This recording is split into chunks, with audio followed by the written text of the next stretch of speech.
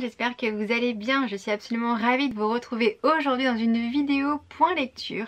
J'ai pas mal de livres à vous présenter, donc on va commencer tout de suite. J'ai lu il y a déjà pas mal de temps de ça In Real Life de Maïwenn Alix, c'est le tome 1 des Connexions publié aux éditions Milan. On est dans un futur post-apocalyptique, les humains vivent dans des petites implantations agricoles et travaillent pour régénérer les écosystèmes. Chaque individu est relié au système et les personnes peuvent communiquer par la pensée et vivre des véritables rêves éveillés. Les adolescents s'affrontent chaque nuit dans des combats de construction de rêves et le jour de la répartition, chaque adolescent aura l'opportunité de partir de l'implantation pour devenir constructeur de rêves.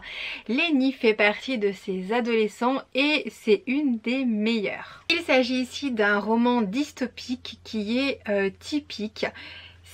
On retrouve vraiment tous les codes dedans. Alors, j'ai beaucoup aimé, c'est une lecture qui a été très agréable. J'ai bien aimé l'aspect onirique qui est très bien exploité. L'autrice arrive très bien à retranscrire l'univers dans lequel évoluent ces personnages.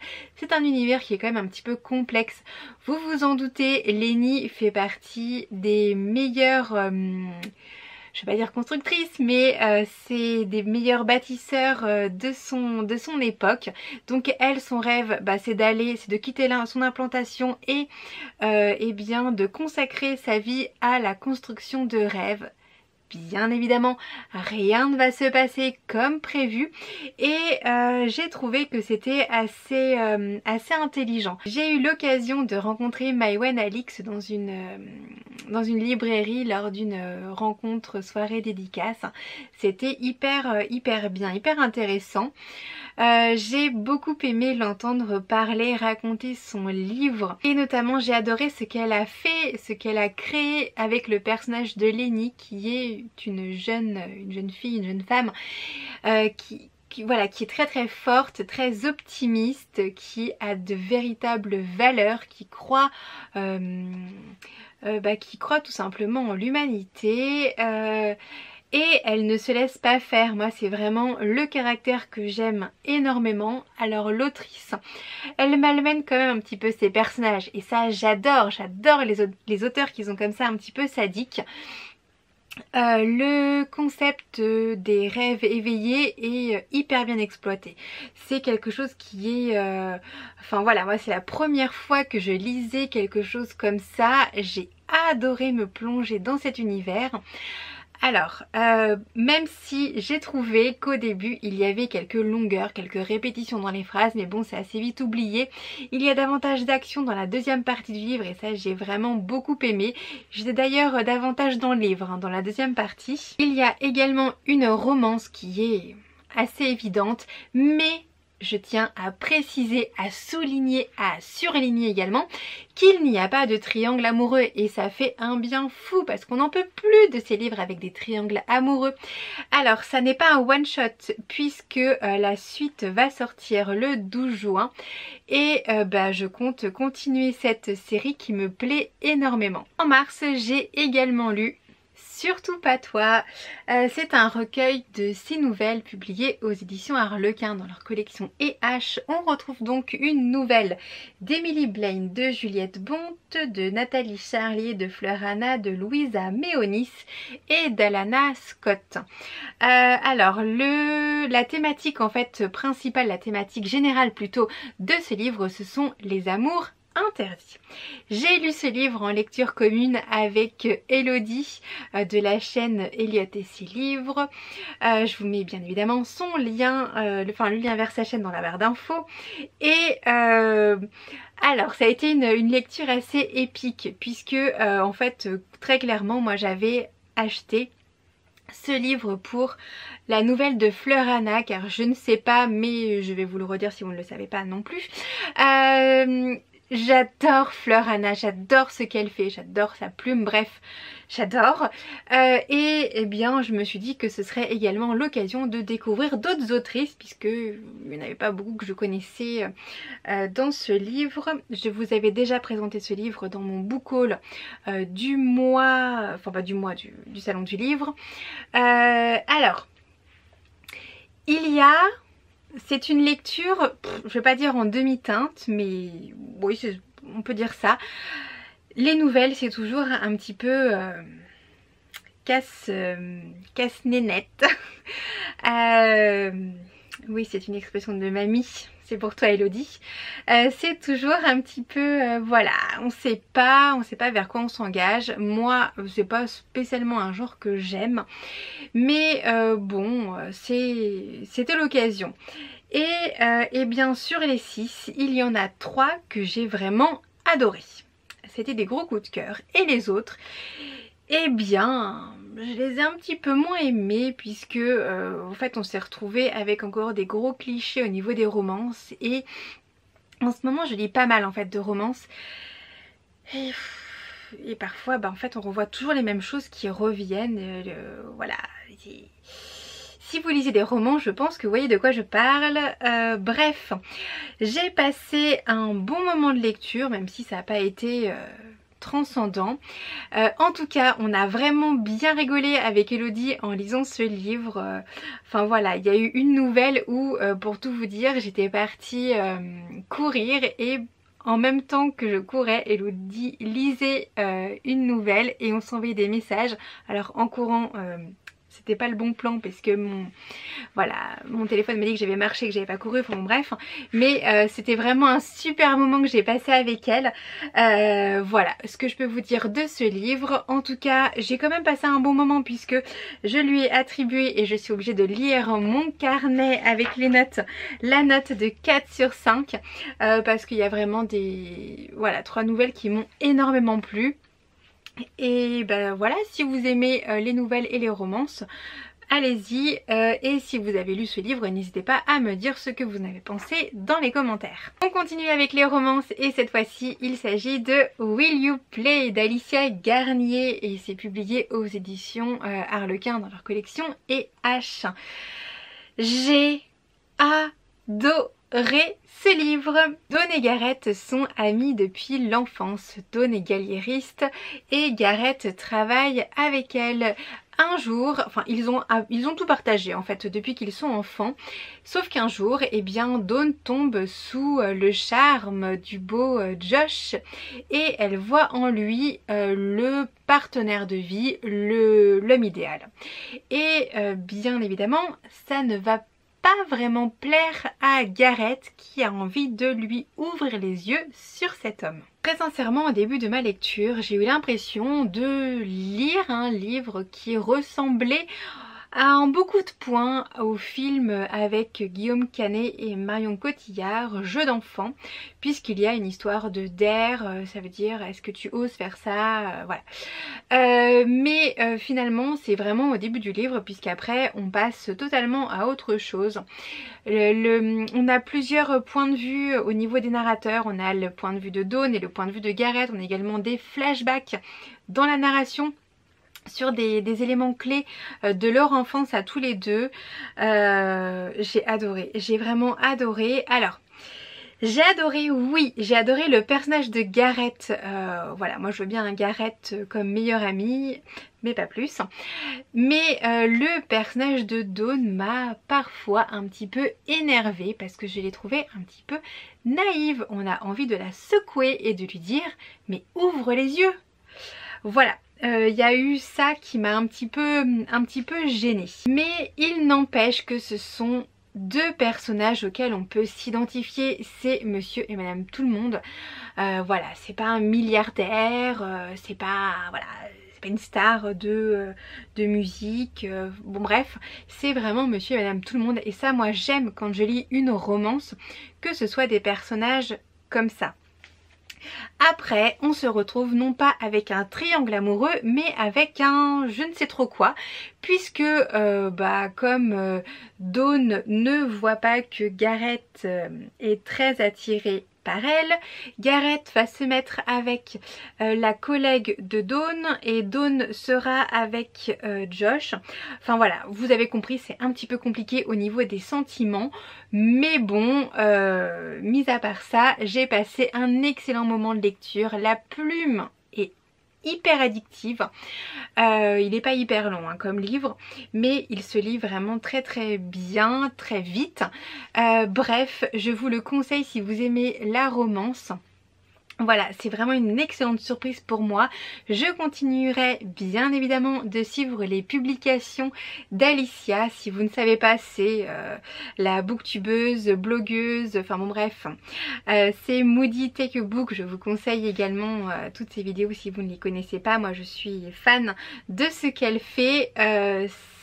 Voilà, bref, j'ai adoré son livre et je lui ai attribué la note de 4,5 sur 5. On continue dans les romances puisque j'ai lu également Love Me If You Can d'Emma Green et c'est publié aux éditions Addictive. Adèle est une Française expatriée à San Francisco. Elle est gérante d'un restaurant dans lequel elle travaille avec sa meilleure amie Violette qui est chef pâtissière. Et elle est sur le point de se marier avec le richissime homme d'affaires Melvin Cooper. Pour elle, c'est vraiment l'homme idéal.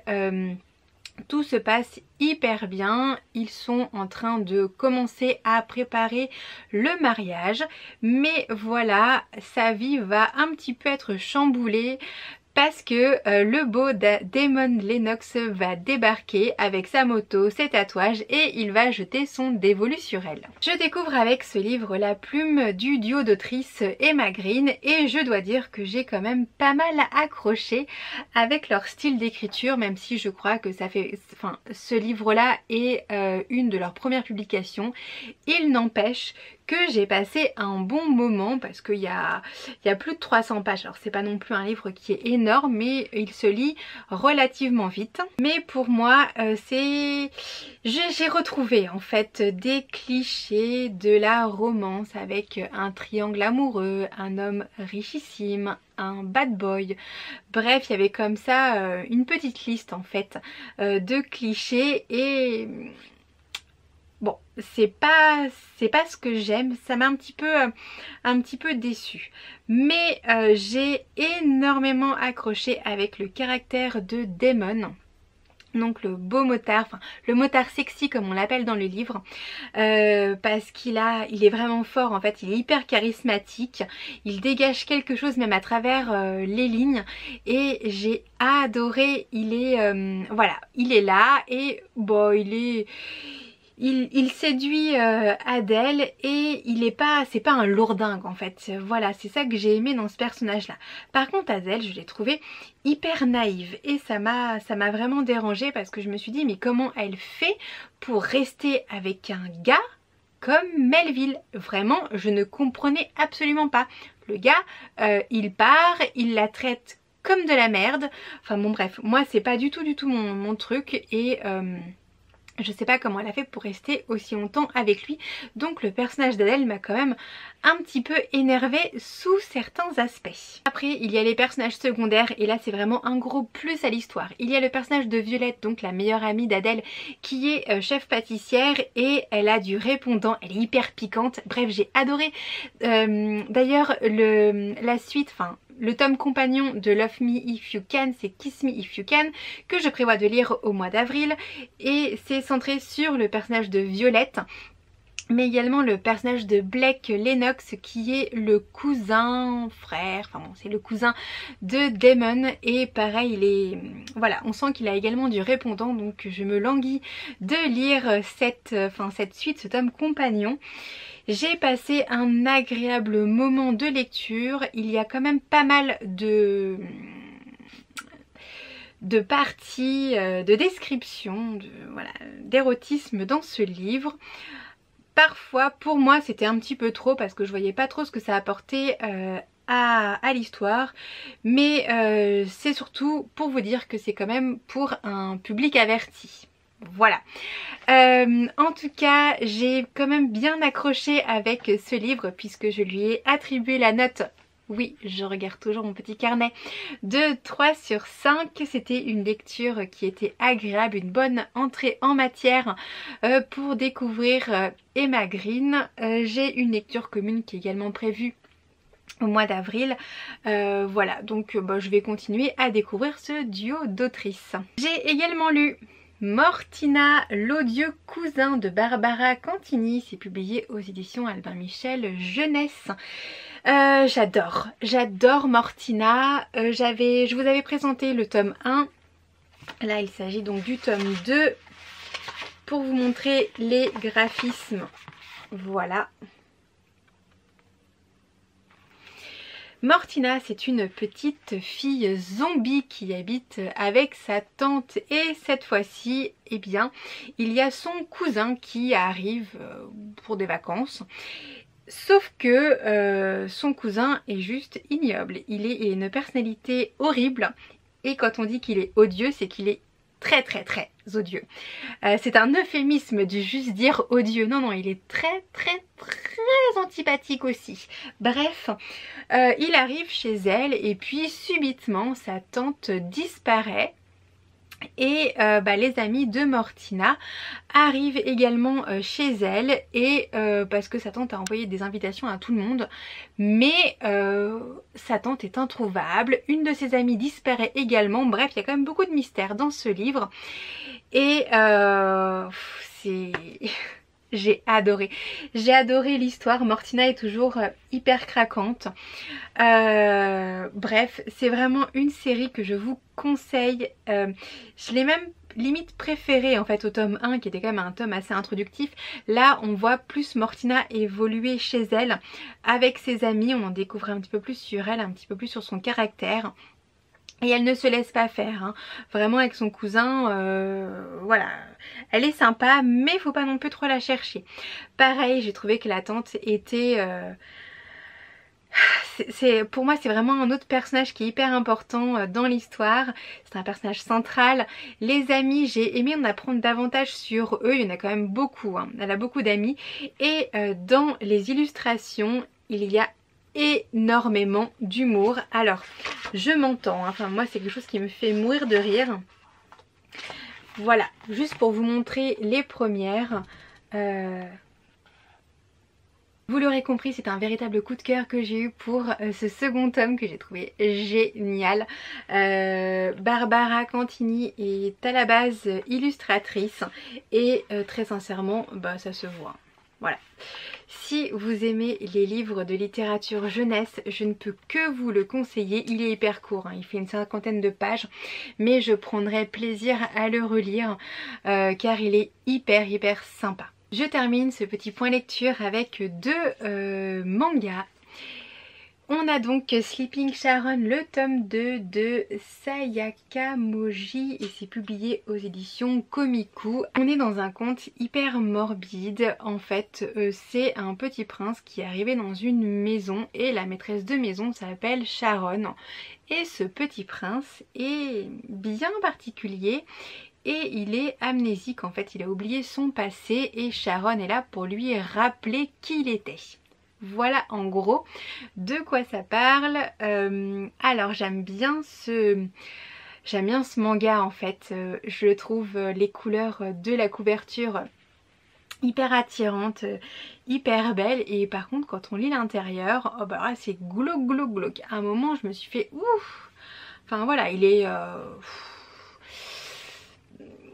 Oui, c'est pas une romance quoi pour le coup, mais j'ai passé un bon moment de lecture. Le tome 2 complète bien le tome 1, le tome 3 va bientôt sortir. On en apprend davantage sur l'univers puisque bien évidemment le petit prince va vouloir reconstituer son passé. Bref, je continue cette série. Le dernier manga dont j'ai envie de vous parler c'est Minuscule de Takuto Kashiki, c'est le tome 1, c'est publié toujours aux éditions Komiku. Décidément j'aime beaucoup cette maison d'édition, c'est hyper mignon, on est dans des tranches de vie d'un petit peuple. Alors je peux vous montrer des illustrations car il s'agit d'un tome 1 donc je ne vais pas vous spoiler. Voilà, j'ai beaucoup aimé le dessin.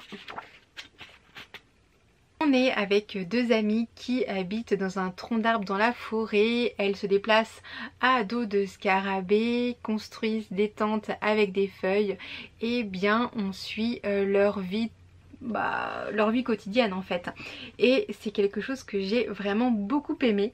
J'ai trouvé que c'était hyper mignon, bref j'ai accroché avec cette série. Donc je vais la continuer. Cette update lecture est désormais terminée. Merci beaucoup d'avoir regardé jusqu'au bout la vidéo. J'espère qu'elle vous aura plu. Peut-être vous ai-je fait découvrir des livres, peut-être vous ai-je donné envie d'en lire, peut-être en avez-vous lu également. Bref, mettez-moi tout ça dans les commentaires, je me ferai un plaisir de vous répondre. N'oubliez pas le petit pouce en l'air si la vidéo vous a plu et de vous abonner pour recevoir mes prochaines vidéos. Je vous fais plein de gros bisous et je vous dis à très vite. Salut!